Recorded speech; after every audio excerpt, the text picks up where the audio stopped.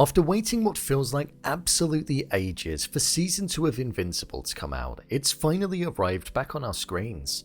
Following on from the events of the finale of Season 1, 1 month after Omni-man destroyed the city and was on the cusp of killing his son, this season has gone into the multiverse, and it's safe to say that this one is going to get really interesting.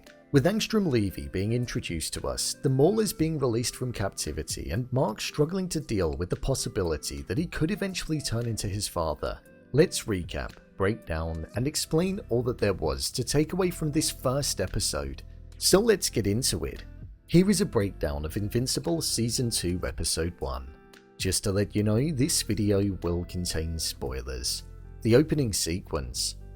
This first episode opened up with a scene that was pretty epic, to be honest. It was a scene where it seemed as though Mark had teamed up with his father in taking over planet Earth with the hopes of recruiting it as part of the Viltrum Empire, something which was completely different to the Season 1 finale. They were quite literally tearing through the city and destroying everything and anything that was in their path. For me, the most brutal moment was when Invincible crushed Eve to the point where she was paralyzed, deliberately not killing her so that he could visit her in the future and keep her there.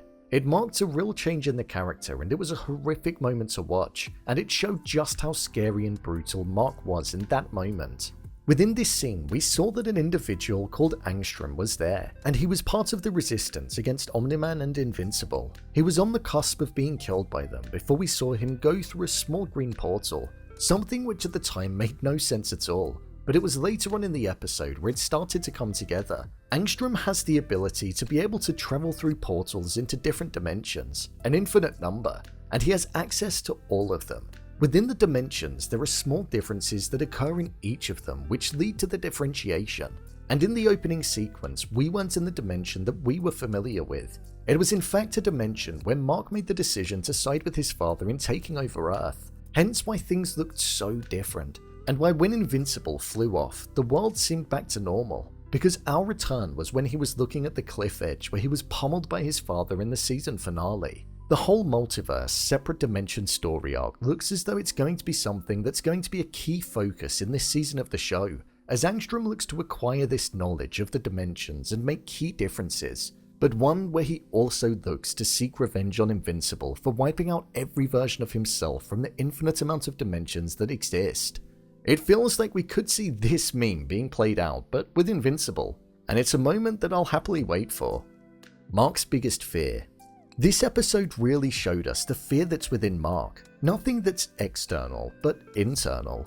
The very thought of him becoming his father is something that's damaging his mind and his well-being.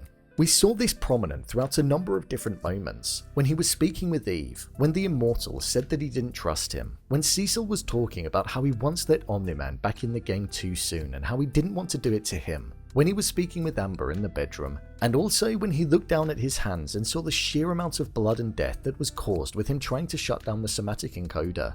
This is something that I feel will definitely be in his mind for the duration of the season, as it will most likely be his biggest weakness, his own mind. And I think if and when he confronts his father, it will be a make or break moment for the character. He's mourning his father and the life that he had with him, but he has a deep resentment and hatred for him because of what he did to him and also his mother, and the lies that were present. He even took 3 plates out of the cupboard for dinner, so he's still not fully processed everything. So it's going to be a real complex, personal, and intimate issue that we're going to be watching unfold. It will most likely be ingrained in most of the actions that Mark carries out.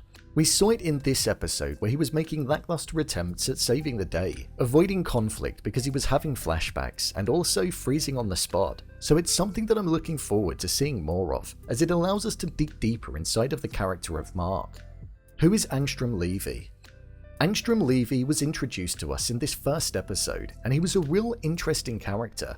In the episode, we saw the version of him from the dimension that we were familiar with, and how he originally had good intentions. Angstrom has the ability to be able to access the infinite dimensions that exist in the multiverse, one where the same individuals live, but different parts of their lives or the world are ever so slightly adjusted.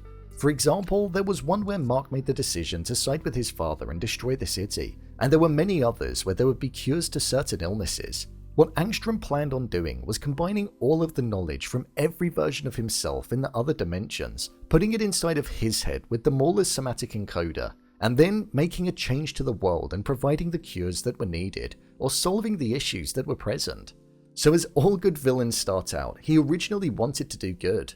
However, due to Invincible breaking into the warehouse when the procedure was taking place and trying to stop it from happening at the orders of Cecil, this was whilst Angstrom was hooked up to the 1000 mines and acquiring all of the knowledge from the other dimensions.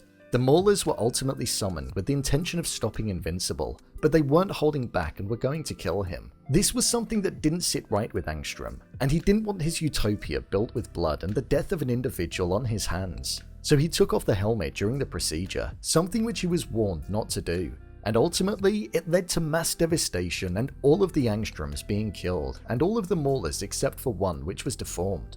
With one Angstrom awakening and looking like he had slight deformities too, such as his brain being humongous and being merged with his body due to the explosion that occurred and the fusion that took place, we saw that he was mad with Invincible for being responsible for it. Angstrom needed to remember that he was himself and not the multiple other versions of himself due to the knowledge that he acquired. But it seemed as though that was something that wasn't necessarily the case, as he was in a delirious, confused state and mixing up what actually happened. He may have been thinking of Invincible from an alternate dimension where he was actually causing mass devastation. So with him swearing to seek revenge on Invincible, Invincible is going to be facing the wrath of Angstrom in this season of the show. He teleported off at the end, so we know he still has his abilities. Overall review. I thought this was a really good way to kickstart the second season of the show. It had many good moments in it, such as seeing Giant and also the Guardians of the Globe trying to defeat it and struggling without Invincible. We had intimate moments of Mark reliving the events that occurred with his father and his ongoing struggle of finding a way to overcome them, and the same was also present for Debbie. You could feel the hurt that she was experiencing due to the fact that the past 20 years of her life had been a lie, and she was ultimately, I don't want to say it, a pet.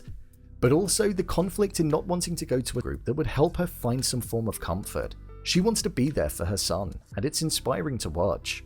Invincible took a real beating in this episode from the many Maulers, and I was surprised to see him not overpower them as much as he could have done, but I think that's something that probably ties into his troubled mind at the moment.